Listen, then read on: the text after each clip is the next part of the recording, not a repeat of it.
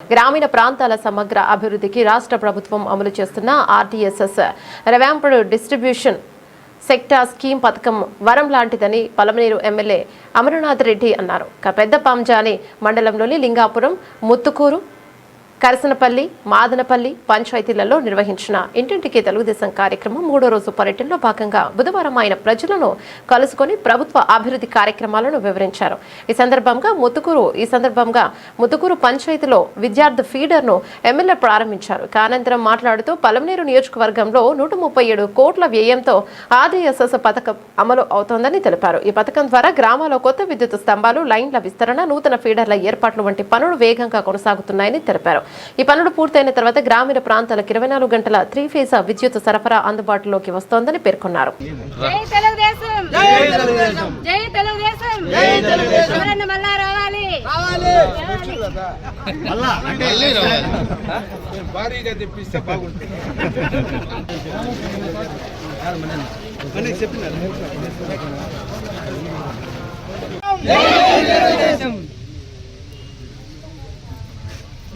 చెప్పండి, అడగండి.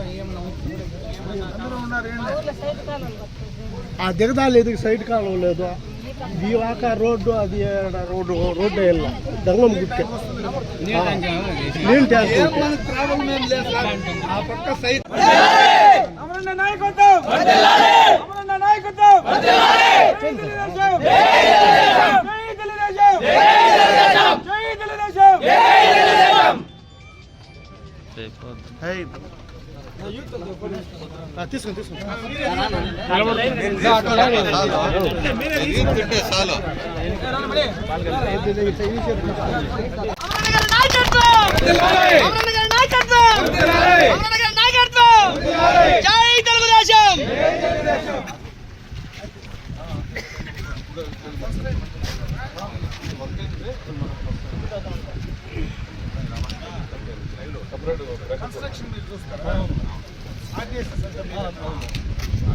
వాళ్ళు ఉండారు, వీళ్ళు ఉండారు.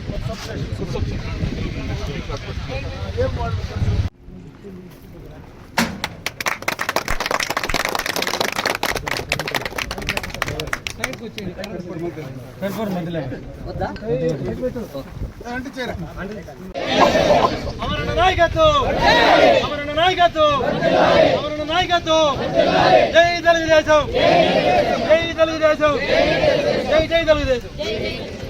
మీరిద్దరూ మాట్లాడినారే కానీ చేయని కానీ మహిళలు వాళ్ళ శాంతి చెప్పలేని తిని ఆకలి అవుతాను. అమర్నాథ్ రెడ్డి గారి నాయకత్వం, అమర్నాథ్ రెడ్డి గారి నాయకత్వం ఏమన్నా వల్ల ఏం ఉపయోగం అంటే, ఎప్పుడో 30 ఏళ్ళు 35 ఏళ్ల క్రితం మనం వేసినటువంటి పోల్స్ అన్నీ ఊర్లలో ఉన్నాయి.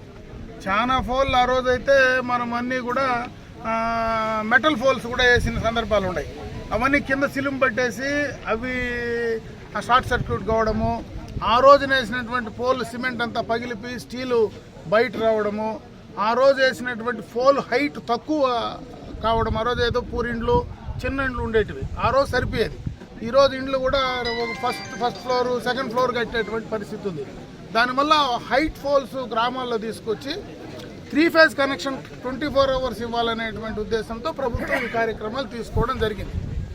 ఇది గ్రామాల్లో ఉండేటువంటి నిరుద్యోగ యువతకు కూడా ఒక మంచి సువర్ణ అవకాశం. ఈరోజు గ్రామాల్లో ఎక్కడైనా మనం లేతో ఒక పిండి మిషను, లేదంటే వెల్డింగ్ షాపు, లేదంటే చిన్న ఇండస్ట్రీనో, లేదంటే మనం ఏదైతే మనకు పౌల్ట్రీకి సంబంధించో డైరీకి సంబంధించో ఏది చేసుకోవాలన్నా మనకు అగ్రికల్చర్ ఫీడర్ ఉంటే 9 గంటల కరెంట్ వస్తుంది. అది కూడా కంటిన్యూస్గా మనకు రాదు, మళ్ళీ సింగిల్ ఫేజ్లోనే వస్తుంది, 3 ఫేజ్ కనెక్షన్ రాదు. ఈరోజు దీనివల్ల ఏమవుతుందంటే 3 ఫేజ్ కనెక్షను అన్ని గ్రామాల్లో 24 అవర్స్ ఉంటుంది. కాబట్టి ఊర్లలోనే ఏదో ఇప్పుడు మనం పోయి పలమనేరుకో లేదా పుంగనూరుకో పోయి ఆడ లేతుల దగ్గరికి పోయి కూర్చొని చేసుకునే పని లేకుండా ఇది ముత్తుకూరు లాంటి టౌన్ ఉంది, ఇక్కడనే 24 గంటల కనెక్షన్ ఉంటే ఇక్కడే లేతులు పెట్టుకొని పూర్తి స్థాయిలో పని చేసుకోవచ్చు, లేదంటే చిన్న ఇండస్ట్రీ పెట్టుకోవచ్చు. ఏది పెట్టుకోవాలన్నా ఒక మంచి సువర్ణ అవకాశం ఈరోజు గ్రామాల్లో కూడా పట్టణాల మాదిరి తయారు చేసుకోవడానికి ఇది ఒక మంచి అవకాశం, మంచి ప్రోగ్రాం. ఈరోజు దీంట్లో 137 కోట్ల రూపాయలు నియోజకవర్గం మొత్తం శాంక్షన్ అయితే దాంట్లో అంతా కూడా ఖర్చు పెట్టేటువంటి అవకాశం లేదని చెప్పి ఈరోజు డి గారు చెప్తా ఉన్నారు. అంటే కొంత ఇంకా మనకు డబ్బులు మిగులుతాయంటే దానివల్ల ఉండే ఫోల్స్ అన్నీ కూడా ఏదైతే గ్రామాల్లో మనకు పాత ఫోల్ ఉందో అవన్నీ కూడా 100% తీసేసి కొత్త ఫోన్లు వేసుకోవడానికి ఈరోజు మనకు అవకాశం ఉంది.